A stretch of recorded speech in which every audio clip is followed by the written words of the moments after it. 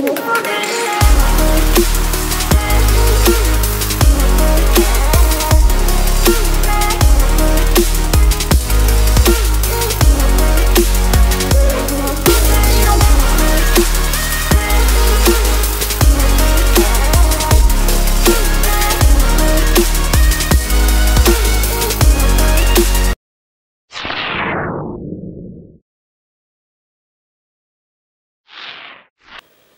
guys, today I just talked with the man behind the brand. You know Battle, right? They make everything. They make gloves, they make shoes, they make gloves, they make mouthpieces, they make backpacks, they make hoodies, they make beanies.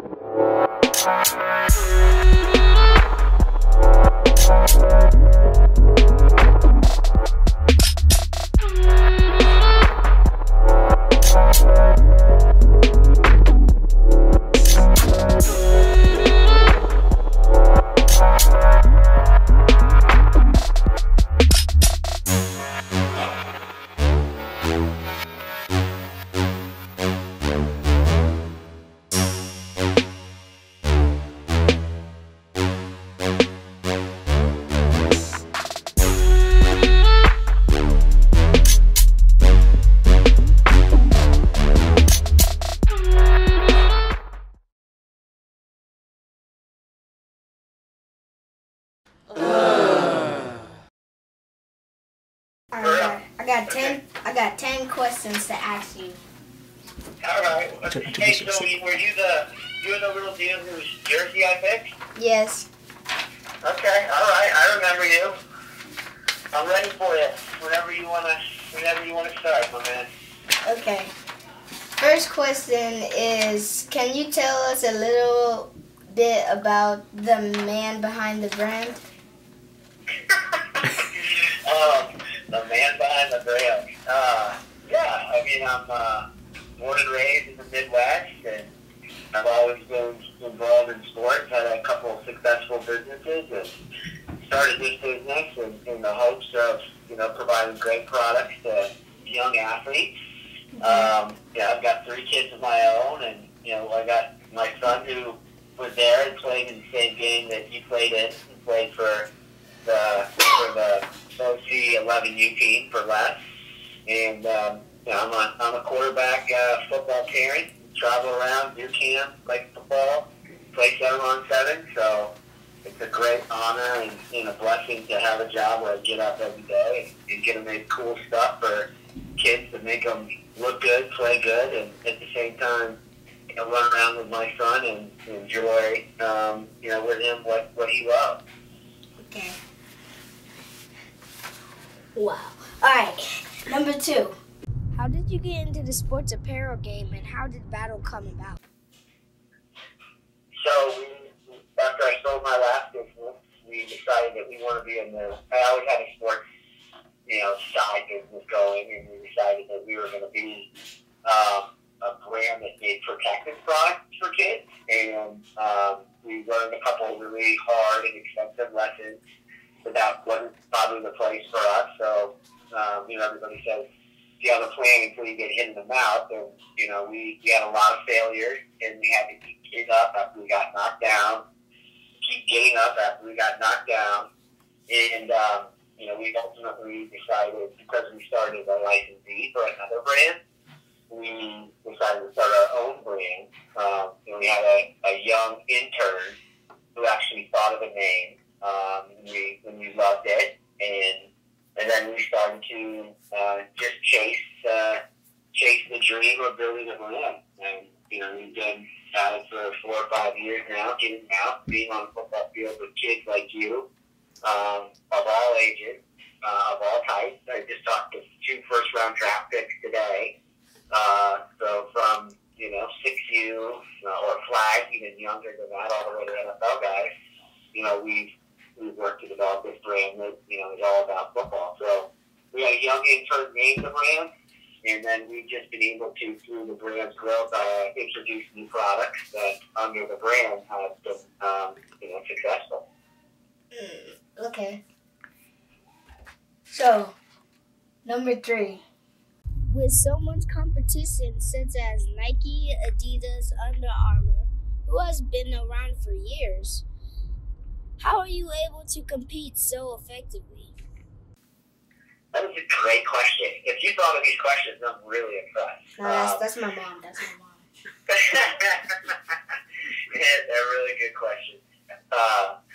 So that is, first of all, when we started, we never thought we would be competing. We didn't start the business to compete with, big brands like that. We thought we were going to carve out a niche, a small space doing something else. And we, through just, seizing, we're very opportunistic. So we seized a lot of opportunities. We tested a lot of different things, and then we saw that some of the tests were going to work. We moved aggressively, to enter this space. And a lot of it is being, there's 2 reasons. One, I would argue that those brands don't care about football the way they used to, and so they're not out there as much. And we are on a football field all the time, every weekend almost around the country, whether it's tackle or someone running or, flag, speaking to that customer. And so our ability to focus has been, because we used to actually be brands that catered to all sports. And then we killed all the other sports and we focused just on football. And, like your parents probably tell you, focus goes a long way. When you really focus on something, it puts you in the position to be far more successful. And I would argue that focus, along with a number of other things we've been able to do, has allowed us to compete effectively, with those bigger brands. So you used to do other sports and then you went to just football? Yes, sir. Okay. All right. I get it. Okay. Number 4. What sets you apart from the other brands out there? Well, I think part of that I probably answered in the prior question. But again, our focus, knowing the athlete, being so close to the athlete, you can't build a brand from behind the desk, which is why I travel so much and I'm on the field all the time. I know many of our kids, personally, a lot of the top kids from around the country. I've probably got 4 text messages from, older players that you might even know, just today alone. And so I think being out there myself, and being able to build those relationships, see what the kids want, see how things are changing, and then, of course, wrap that in a pretty interesting social platform that we've developed, that's allowed us to continue to set ourselves apart from, the big 3, as I call it. Okay. All right. Number 5. I feel that out of all of the brands, you're just the most aware of the culture, and you keep up with it, such as the free Meek Mill gloves and the swag. You guys also have a huge social media presence. Why is reflecting the culture in your brand important to you? That's a great question, too. Your mom in marketing. So I've always been about being real with our brand, and we will sacrifice everything to stay authentic. We do not chase a dollar. We, thank God, are not doing it to, keep the lights on. Of course, it's a business, so you want to run a profitable business. But first and foremost, we're just flat passionate about what we do. We care about the kids. We care about the athletes. I'm a parent. I'm a coach. I live through all the same things that your parents have to live through with my kids. And the most important thing we can be is authentic. And I think by, staying authentic and even pushing that level of authenticity out in a way that others might not has really helped our brand. I think it shines through. I think it's obvious. And I think kids today are very astute. They're very in tune with what's real and what's not real. And, I think there's no doubt that, we're a very real brand that is, in the culture and in some cases, like 717, shaping culture. So I think my perspective helps a lot. And our commitment to being authentic is probably what you see there. Yeah. Alright, number 6. What I love most about Battle is that your brands represent youth athletes of all ages and colors. There are so many kids on this website wearing the clothes that look like me, and you don't see that a lot. Why is multicultural representation important to Battle brand? Well, I think, that's a really, really good question that I think has some pretty deep responses, and I enjoy talking to your parents about that sometime over dinner.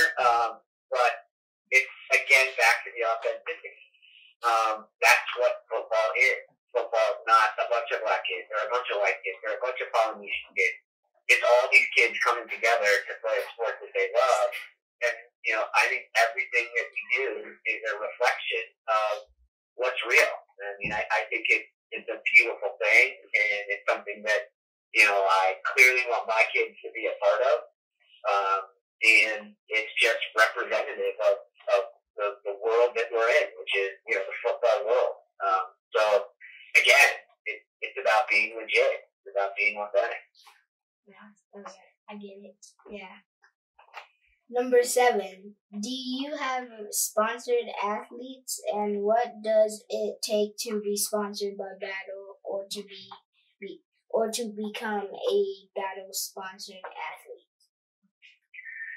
So no, we don't. We don't technically sponsor anything but 7-on-7 teams. It's pretty common in the 7-on-7 world to sponsor teams. So in that regard, we do. We did build relationships. And, if you look at a program like the IE Ducks or what used to be the Fort Lauderdale Hurricanes, those guys were around when Battle was in its youngest stage. And some of those guys who have been around with us forever, they might get special discounts or some stuff here and there because they were kind of part of the party, if you will, that helped us get up off the ground. But we just love working with athletes that love the game, that are managing their own, brand. I think that social media has been great for our business. I don't know how I necessarily feel about it as a parent. I mean, time will tell. But you take an athlete like your parents are managing your brand, which is very, very reality, very important. And so, we like working with kids who are cool kids, they're nice kids, they're committed, they're very much in love with this sport and are doing everything they can to be successful at it, including, excelling in school. So we probably don't have sponsored, the best way to put it is we don't have sponsored athletes. We have really close relationships with certain players that end up appearing like they're sponsored, but we don't technically sponsor youth players outside of that stuff. Yeah. I noticed that there are some really dope products dropping really soon, such as the cleats and the fresh Snow White bags. Can you tell us what else is in store for Battle this year? Well, those are certainly two big products that are coming. The cleats probably more so than anything else. The cleats are, as you can imagine, a very important product category for the youth player. We've got to make sure we get that right. We will be testing out on the field hundreds of pairs of adult-sized cleats if we have little guy cleats like Did For You and your kid and all that stuff. But we don't have youth cleats to test yet. We're going to test it with athletes that are a little older. So we'll have the cleats drop. We'll actually have soft shell helmets drop for, the helmets you wear for 7-on-7. A lot of flag leagues are starting to mandate those helmets, so that's a business that we'll be in. It's not overly cool, but it's something that will help athletes stay safe out on the field. And then we have a couple new categories within current categories. So we have a new glove dropping that's made out of a completely new material that has never been used in a glove before, which will be, I hope, received very well in the market. Tons of really, really cool designs on all of our products. The mouth guard, back plate, new padded elbow sleeves with, forearm padding, for certain positions that want to rock that. New slides are coming. Visors for helmets are coming. So that's probably, and then a lot of new apparel, new types of apparel with more functionality. Certainly the cool designs are great, but we're also trying to make sure that at the same time the athlete looks swaggy, but also the product helps them, perform in one way or another. So you test the cleats out first, and then you...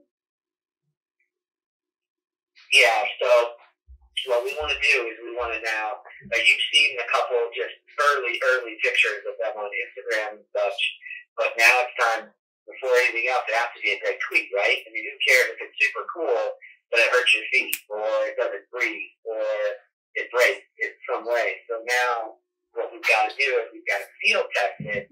So we put it out on all these people, and they tell us if it's good, it's bad, what's good, what's bad, which is why we have to be very selective about where we test it, because we have to make sure that the people who are testing it are capable of telling us very clearly what's good and what's bad about the product, so we can make the changes. And then when they finally come out in fall, they won't come out, they won't be available for fall next year. It's a great cleat as much as it's a cool cleat. That's dope. So your mom and dad will be happy if you pay for a pair of ballet boots and they fall apart after a week. Yeah.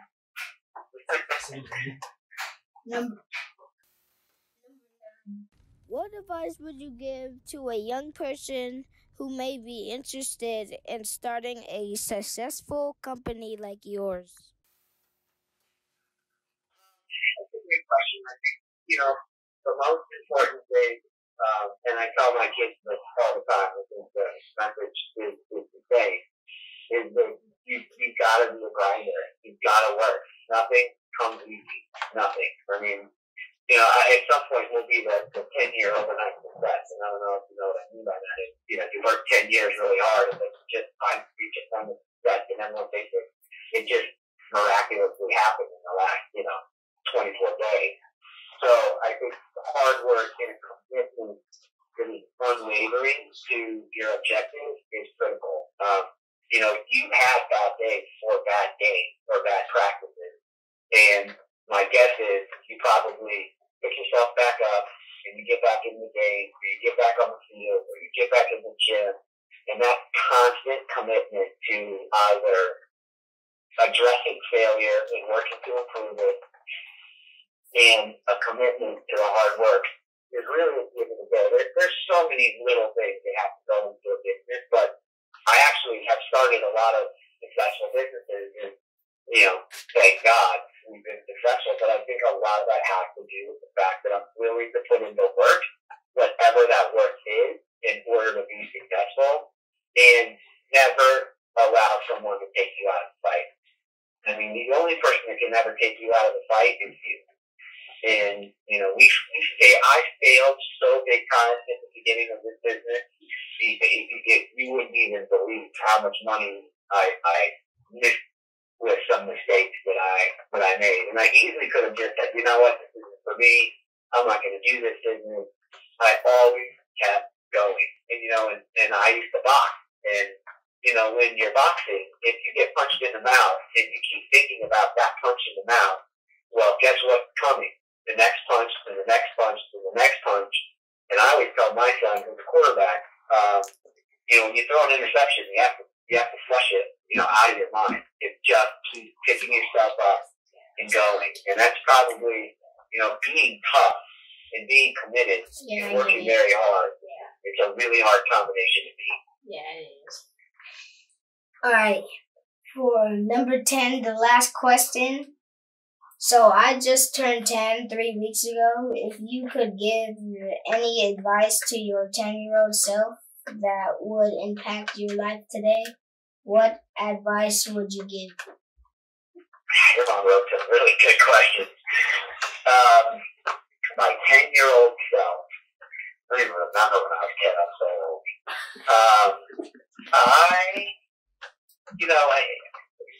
And I really struggled to think back to when I was 10 and what I had going on when I was 10. But, my son, I have a 10-year-old, a 12-year-old, and a 16-year-old. And I think when I look at them and where they are, I think it's you have a goal and you have a dream, it's chasing that dream and that goal, not allowing anyone to take you off that path. Yeah. If you're like my son, you know, he is but it's that commitment to what his dream is, because I believe this, and it's advice that I give people all the time. Find a passion and chase it. Don't chase a paycheck.